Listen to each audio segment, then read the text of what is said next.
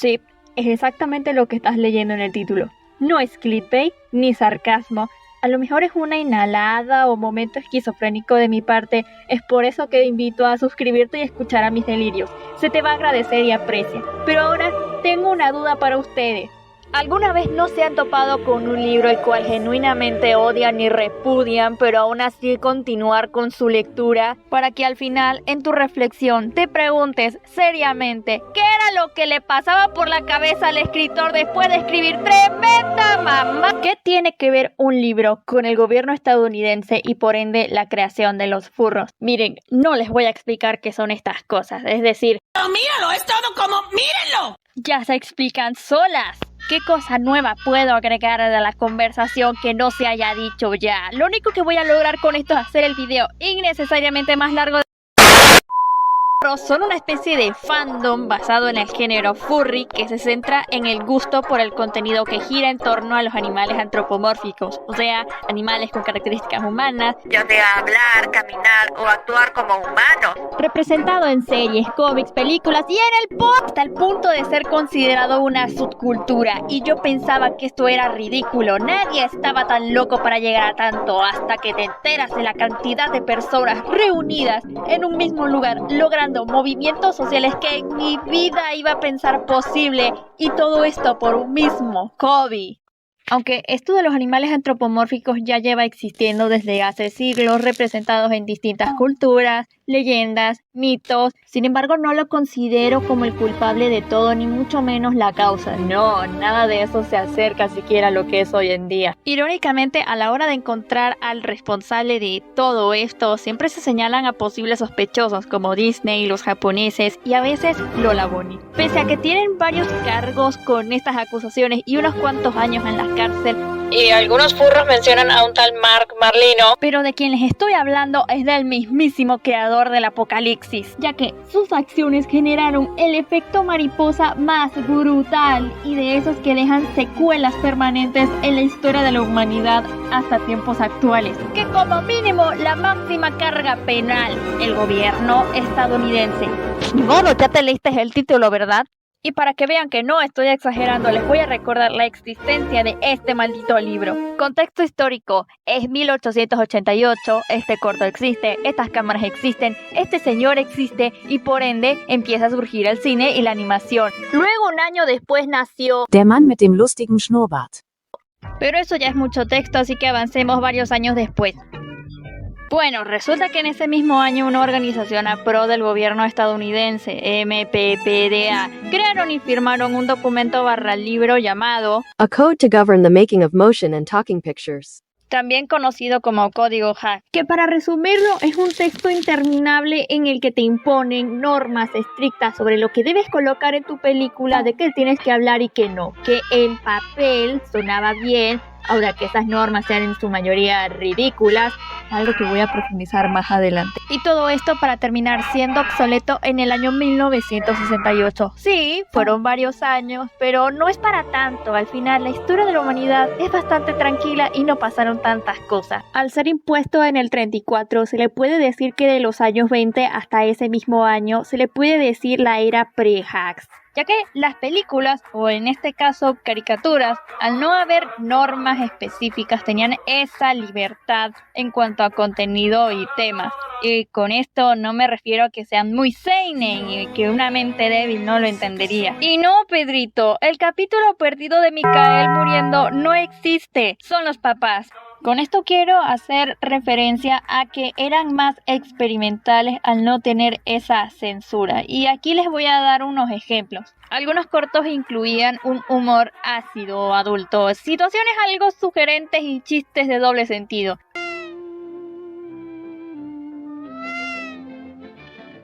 Un ejemplo de todo esto sería Betty Boo, un personaje bastante popular durante los años 30 que consistía en una mujer atractiva con actitudes bastante coquetas, seductoras e insinuaciones sugerentes.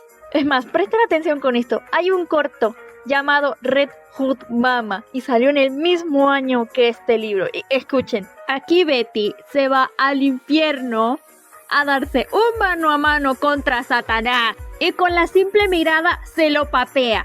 Mi fe en Cristo en ti, tu abuelito estaría orgulloso de esta mujer. Si esto no es empoderamiento femenino, no sé lo que es. Y todo esto antes del mayor nerfeo de toda la historia. Más de 100 años y todavía tengo ese nivel de indignación. A ver, libro, ¿por qué no te vas a la vale la pena mencionar durante estos años sería las referencias al alcoholismo, el cigarro, la violencia exagerada, tocar temas como la muerte, parodias, burlas a la sociedad y racismo confirmado.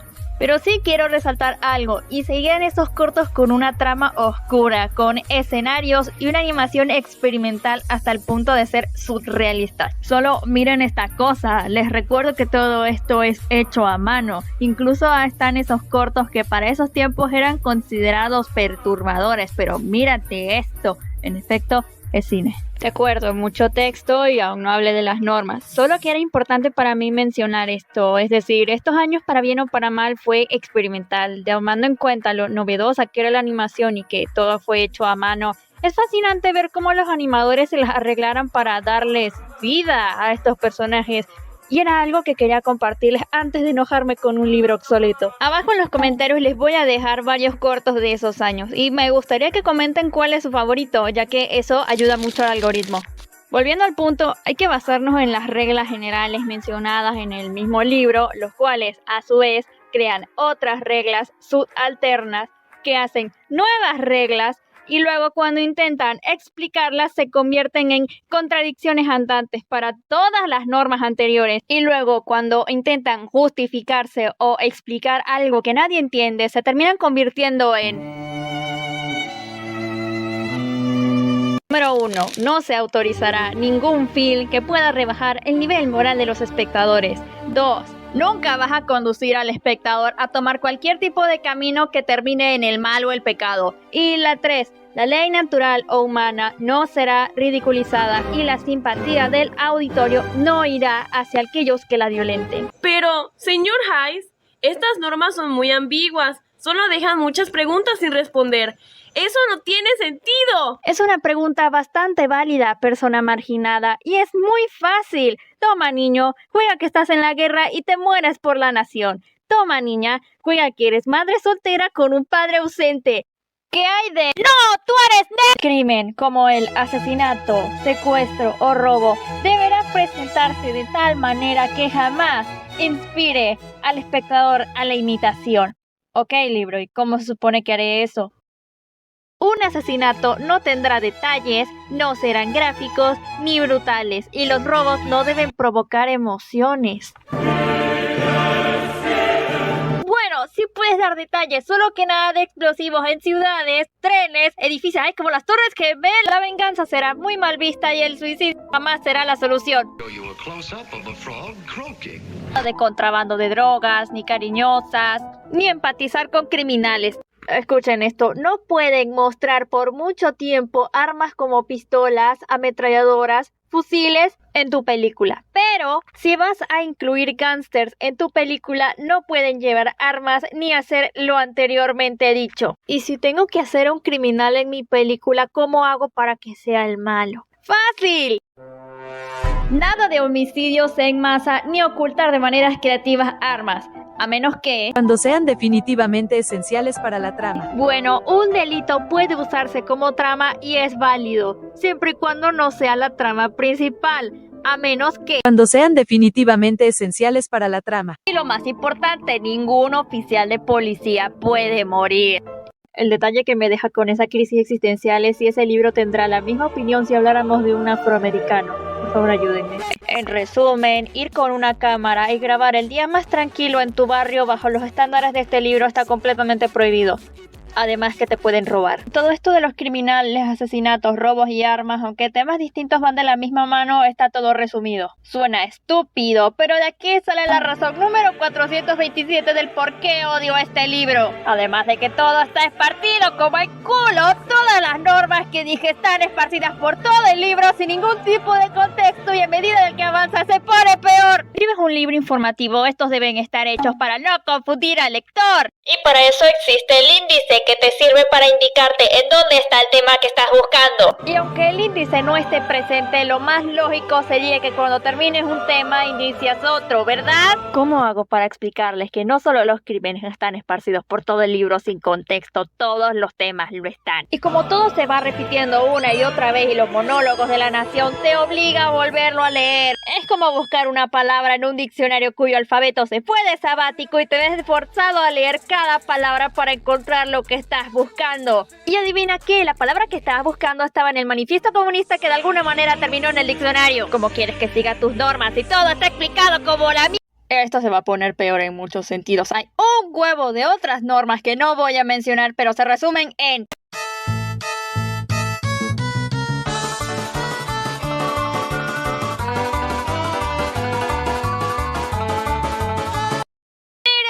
¡Somos nosotros! Vulgaridad. No puedes decir ninguna clase de temas bajos, repugnantes, de mal gusto y que en idioma español significa nada de gritería. De hecho, está bien, libro, y dime cuáles son esas palabras. Cambiando de tema, una cosa que menciona el libro es prohibir toda clase de chistes, escenas, personajes, historias que involucren sexo. Bueno, por un lado está prohibido toda clase de escenas mostrando la cosa chistosa o una sexualización sin ningún tipo de contexto. Y estoy de acuerdo con eso, más tomando en cuenta cierto país en específico. Mi problema radica cuando en papel suena bien, pero como te ponen un huevo de restricciones y a la vez te meten los monólogos buscando cualquier mínima cosa sexualizable y prohibirla por muy ridícula y rebuscada que parezca. Y en la práctica se pone peor porque va de la mano con la moralidad y los valores, cuyo concepto para ellos es cuestionable. Es tal cual Twitter al ver un dibujo con cierto pixel de piel o mínimamente homosexual. ¿Pero qué cara? Del 34 en adelante se agregaron otras normas más, no escritas, tipo nada de relaciones gays o el transvestismo de forma positiva, porque pobrecitos los niños, mucha moral y todo, pero son bien hipócritas. No puedes poner un beso, un abrazo, una pose por mucho tiempo porque... No sé. No puedes mostrar ciertos bailes de forma sugerente, atractiva, indecentes o sexy. Pero hey, miren, importante para la trama. El siguiente es, no puedes colocar ninguna clase de personajes perversos y usarlos para la comedia. Tampoco puedes sugerirlos aunque solo cierto público lo capte por muy mínimo que sea. A menos que... Cuando sean definitivamente esenciales para la trama. Estoy pensando seriamente de que el degenerado eres tú. La higiene básica y enfermedades venéreas no son temas para el cine. Bueno, ya sabemos que a base de evadir el tema, no hacer nada y culpar a los gays salió el SIDA. No puedes mostrar bebés naciendo. El adulterio, aunque sea un argumento necesario, no debe mostrarse de forma atractiva. Otra cosa importante, nada mínimamente woke, porque esos malditos progres que quieren corromper a los niños con su propaganda color arcoíris. Pero sí los puedes ridiculizar de forma gratuita. ¿Por qué tuve que nacer? Y nunca muestres esos píxeles de piel, eso es mera exposición indebida. Solo cuando sean definitivamente esenciales para la trama. Un momento serio, ya que por una parte hacen mención al respeto e igualdad a toda raza y religión, pero luego te quieren prohibir cualquier tipo de relación romántica entre una persona blanca y negra. Todo por parte de los prejuicios raciales de los 30 y los conflictos políticos. Será muy época y todo, pero no dejan de haber contradicciones por estas estúpidas normas sociales. Esto salió en 1934, pero en adelante salen los prohibidos de Warner o esta Minotauro de fantasía. Y una cosa es lo que acabo de mencionar y luego está esto. Sí, es exactamente lo que estás leyendo. Están siendo específicos y es exactamente lo que implica. Y me niego profundamente a explicarles el por qué esto está mal. Pero, hey, ¿tú qué opinas, Walter? No harías esta clase de cosas, ¿verdad? Walter, ¿por qué la Minotauro está allí? Esto tiene que ser algún tipo de broma, es falso, ¿verdad? Mírame, Walter, nací en el siglo XXI, aquí es cuando me dices que estoy exagerando y generación de cristal, ¿verdad, Walter? Walter, debe haber una explicación para esto. ¿Por qué me estás poniendo esa cara? Walter, mi hermano en Cristo, esto sería todo el libro en teoría y por ahora es suficiente y espero por favor haberme explicado bien o que como mínimo haya sido entretenido e informativo para ti. Mi humilde resumen para este libro sería: No sé. Solo imagina estos tipos creyendo que censurar haría más correctos a los niños. Y los hizo furros. Verán, el chiste consiste en mostrar tu guión a estos tipos para probarlo según sus estándares y deciden si aceptarlo o no. La animación fue un caso en particular, ya que no eran tomados en serio, ya que según ellos era para niños. Por lo tanto, fueron incompetentes. Muchas cosas que están prohibidas son el pan de cada día para estos dibujos. De alguna u otra manera rompieron el sistema, ya sea fingiendo demencia o esquizofrenia. Y la queso, estos loquitos del centro encontraron maneras de incluir contenido prohibido y sin romper las reglas. Es decir, miren a Walter, metió furros y se murió de cáncer. Por huevo, hubieron muchas maneras de romper el sistema, como incluir el simbolismo o sugerencias. En la violencia se usaba la exageración para el humor, pero sin consecuencias reales. También se incluyeron las narrativas indirectas, metáforas para tocar temas sensibles como el abierto a la interpretación. Pero no demasiado Pero en donde entraré en más detalles son con los furros.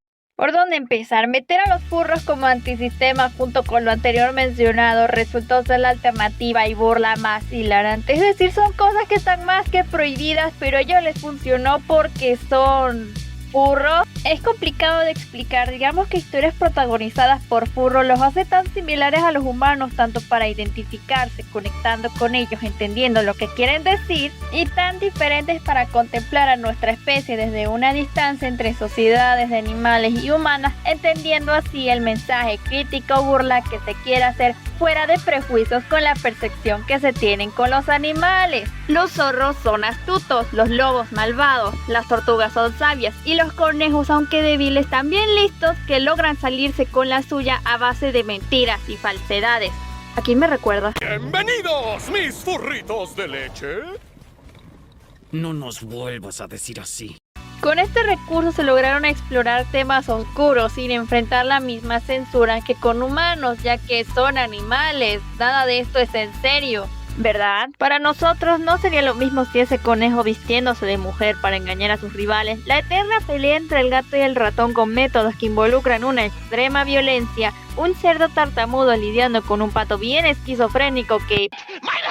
las travesías de una rata maltratando animales y Disney siendo racista. Si todos ellos fueran humanos no podríamos verlo de la misma manera y serían más que prohibidos, pero todo esto fue producto de los huecos legales. En ningún momento mencionan animales hablando. Sí, esto es inmoral, pero técnicamente no está rompiendo ninguna norma. Y sumando la incompetencia de Hack, técnicamente todo esto fue a favor de la comedia para niños, y cualquiera que estos tipos le busquen cosas donde no hay, el argumento sería: porque son caricaturas, mijo, no está chingando. ¿Por qué debería tomarme en serio un dibujo animado? Son solo animales antropomórficos.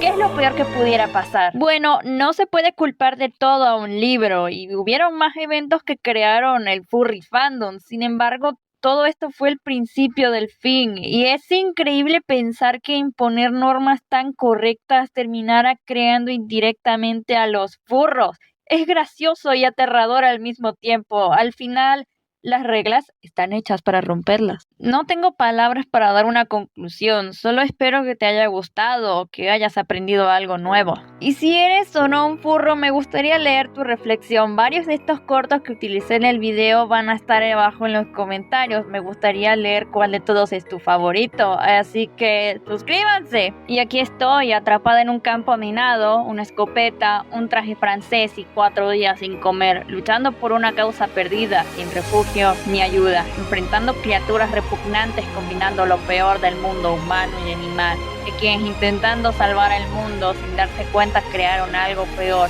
Seres caminantes con garras y colmillos que generan desesperación.